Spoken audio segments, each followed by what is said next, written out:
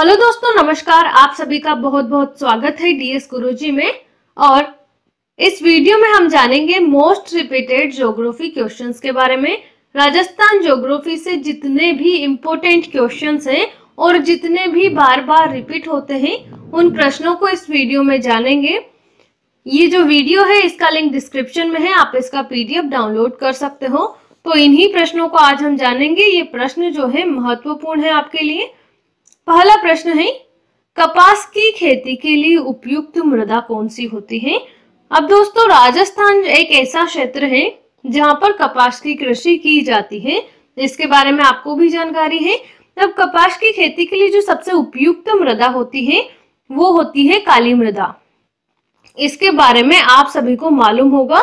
और काली मृदा जो होती है, ये काली मृदा में इतने गुण पाए जाते हैं कि इसमें कपास की कृषि बहुत ही अच्छे तरीके से होती है और जिसी के कारण इसे काली कपासी मृदा भी अपन कहते हैं।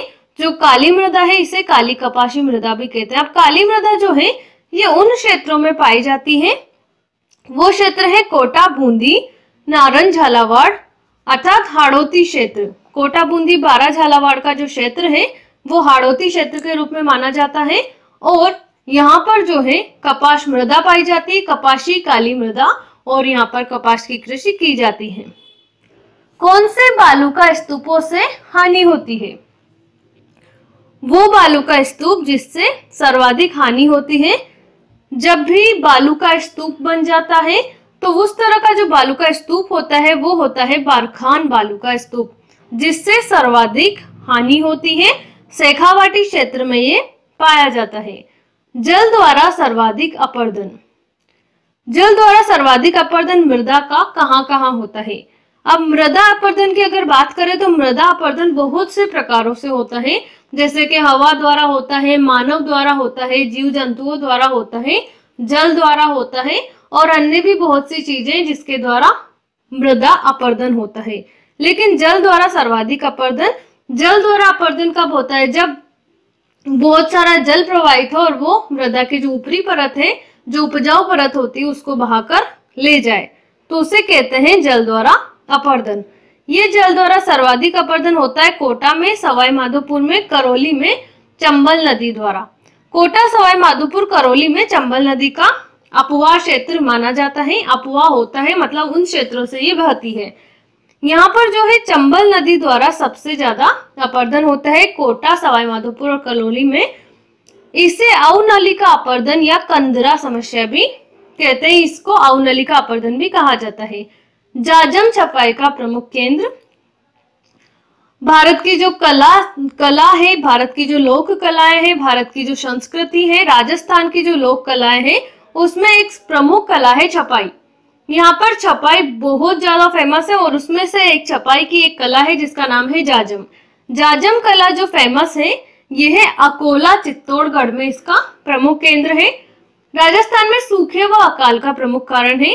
दोस्तों, आप सभी को ही मालूम होगा, राजस्थान में जो है वर्षा कृषि अगर यहाँ पर की जाती है तो पूरी मानसून पर निर्भर होती है और राजस्थान में वर्षा बहुत कम होती है। यहाँ पर बीकानेर एक ऐसा क्षेत्र है जहाँ पर बहुत कम वर्षा होती है। इसके अलावा भी बहुत से क्षेत्र है जहाँ पर बहुत कम बारिश होती है। तो राजस्थान जो है यहाँ पर सूखे और अकाल की समस्या अक्सर बनी रहती है। इसका जो प्रमुख कारण है यह है अनियमित वर्षा, क्योंकि राजस्थान में वर्षा की मात्रा भिन्न है। बहुत से क्षेत्र तो आर्द्र जनसंख्या जलवायु वाले हैं और बहुत से क्षेत्र एकदम शुष्क जलवायु वाले हैं। तो यहाँ पर जलवायु में विविधता है जिसके कारण यहाँ पर किसी जगह अकाल पड़ जाता है और किसी जगह पानी ज्यादा हो जाता है। तो अनियमित वर्षा यहाँ पर होती है। राज्य की प्रथम बायोडीजल रिफाइनरी जो खोली गई, ये खोली गई थी झामर कोटड़ा, उदयपुर में। सिरोजम मिट्टी के क्षेत्र। मिट्टी के बहुत से प्रकार है। काली मृदा है, रेगुर मृदा है, इसके अलावा भी अन्य पोरजोल मृदा है, इसके अलावा भी अन्य बहुत सी मृदाएं हैं। तो इसमें से एक मृदा है सिरोजम मिट्टी। इसके जो क्षेत्र हैं ये पाए जाते हैं पाली, नागौर, अजमेर, जयपुर में। इस मिट्टी को धूसर मरुस्थलीय मिट्टी कहा जाता है। राजस्थान की एक प्रमुख मृदा है वो है मरुस्थलीय मृदा, क्योंकि यहाँ पर अधिकांश क्षेत्र में रेगिस्तान है और रेगिस्तान में मरुस्थलीय मृदा पाई जाती है। तो इसको जो है धूसर मृदा भी कहा जाता है। हाल ही में ताम्र खनन के लिए प्रसिद्ध खोदरीबा, गूढ़ा, किशोरीदास एवं भगोनी खाने कहाँ हैं? दोस्तों, तांबे उत्पादन के लिए जो सबसे प्रमुख खान अपने राजस्थान में है वो है खोदरीबा। ये जो है एक फेमस खान है, यहाँ से ही सबसे अधिक तांबे का उत्पादन भी यहीं से होता है। और किशोरीदास और भगोनी खाने भी इसके लिए फेमस है। और ये जो स्थित है, ये स्थित है अलवर जिले में। 56 की पहाड़ियां, अपने राजस्थान में जो है 56 की पहाड़ियां ये पाई जाती है बाड़मेर में। मारवाड़ का लघु माउंट हल्देश्वर महादेव मंदिर पीपलूद भी इन्हीं पहाड़ियों में बसा हुआ है। राजस्थान का जो उत्तर से दक्षिण का क्षेत्र है, उत्तर से दक्षिण का क्षेत्र, इसकी लंबाई है 826 किलोमीटर। और राजस्थान का जो पूर्व से पश्चिम का क्षेत्र है, इसकी लंबाई है 869 किलोमीटर। अरावली की कुल लंबाई व राजस्थान में लंबाई, अरावली की कुल लंबाई और राजस्थान में जो लंबाई है, अरावली की कुल लंबाई है 692 और लगभग 85% से भी ज्यादा जो अरावली है ये पाई जाती है राजस्थान में। 80% से ज्यादा 550 किलोमीटर इसकी लंबाई अकेले राजस्थान में ही पाई जाती है। भौतिक दृष्टि से राजस्थान के भाग, अगर भौतिक विभागों में राजस्थान को डिवाइड करते हैं तो 4 पार्ट्स में ये डिवाइड होता है।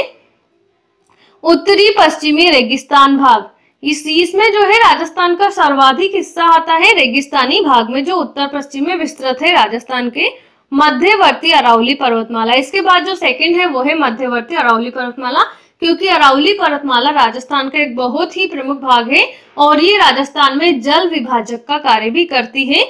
और जो अरावली पर्वतमाला है ये है इसका सेकंड पार्ट राजस्थान के भौतिक विभाग का। पूर्वी मैदानी प्रदेश, पूर्वी मैदानी प्रदेश इसके बाद आता है। जो राजस्थान का मैदानी क्षेत्र है ये इसके अंतर्गत शामिल है। इसके बाद है हाड़ौती का पठार। हाड़ौती के पठार में 4 जिले आते हैं मुख्यतः, कोटा, बूंदी, बारां और झालावाड़। इसके बाद है सर्वाधिक पड़ोसी जिले किस जिले के हैं? सर्वाधिक पड़ोसी जिले जिस जिले के लगते हैं वो जिला है पाली। इसके साथ 8 जिले लगते हैं। अब वो 8 जिले कौन कौन से हैं? वो है जोधपुर, बाड़मेर, जालोर, सिरोही, उदयपुर, राजसमंद, अजमेर और नागौर। उत्तर दक्षिण पूर्व पश्चिम सीमा पर स्थित जिले व गांव, राजस्थान का जो उत्तर दक्षिण और पूर्व पश्चिम सीमा है उस पर जो स्थित जिले और गांव है वो है उत्तर की सीमा पर स्थित है श्रीगंगानगर गांव है, इसमें कोणा गांव है। दक्षिण की सीमा पर बांसवाड़ा स्थित है, यहाँ पर बोरकुंड गांव है, कुशलगढ़ तहसील है। पूर्व की सीमा पर जो स्थित है वो है धौलपुर, सीलान गांव, राजाखेड़ा तहसील है। पश्चिमी जैसलमेर स्थित है और कटरा गांव सम पंचायत समिति जैसलमेर तहसील इसमें सम्मिलित है। सर्वाधिक समय तक रहने वाले मुख्यमंत्री, राजस्थान में सर्वाधिक समय तक रहने वाले जो मुख्यमंत्री हैं वो है मोहनलाल सुखाड़िया। लगभग 17 वर्षों तक ये रहे हैं। रेतीले राजस्थान को इर्ग भी कहा जाता है।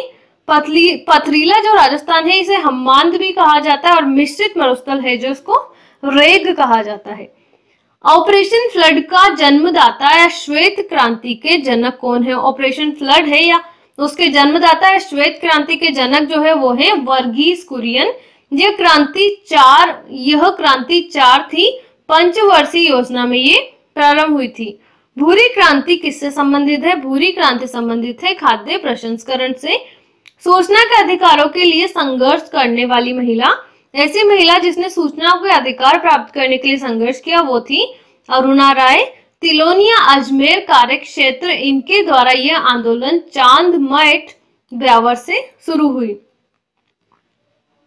1958 में राजस्थान उच्च न्यायालय किस समिति की सिफारिश पर जोधपुर स्थानांतरण हुआ?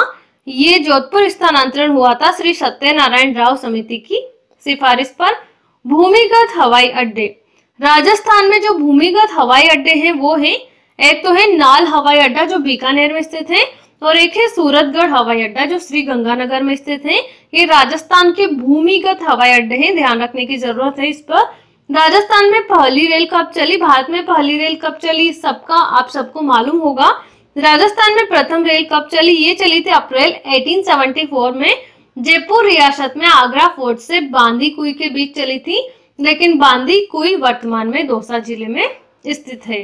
पहली रेल बस जो चली थी ये चली थी 2 अक्टूबर 1990 4 ईस्वी में मेड़ता रोड से मेड़ता सिटी के बीच।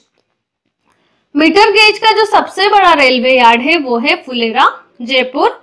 नैरो गेज, 3 तरह की रेल लाइंस पाई जाती है, एक तो होती है ब्रॉड गेज, एक होती है नैरो गेज और एक होती है मीटर गेज। तो मीटर गेज का सबसे बड़ा रेलवे यार्ड पाया जाता है फुलेरा जयपुर में।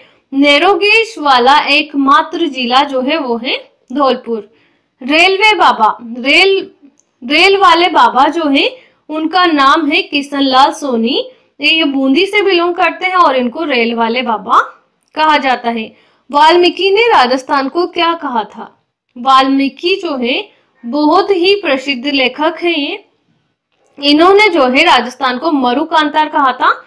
5वां हवाई अड्डा, राजस्थान का जो 5वां हवाई अड्डा है वो चर्चा में है। जयपुर, जोधपुर, उदयपुर व कोटा के बाद राज्य का 5वां हवाई अड्डा सीसा व इस्पात से रनवे निर्मित होगा।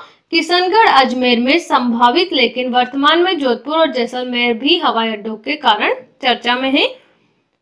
इसके बाद अपना जो प्रश्न है वो है राजस्थान की पहली शक्कर मिल कब व कहां स्थापित हुई?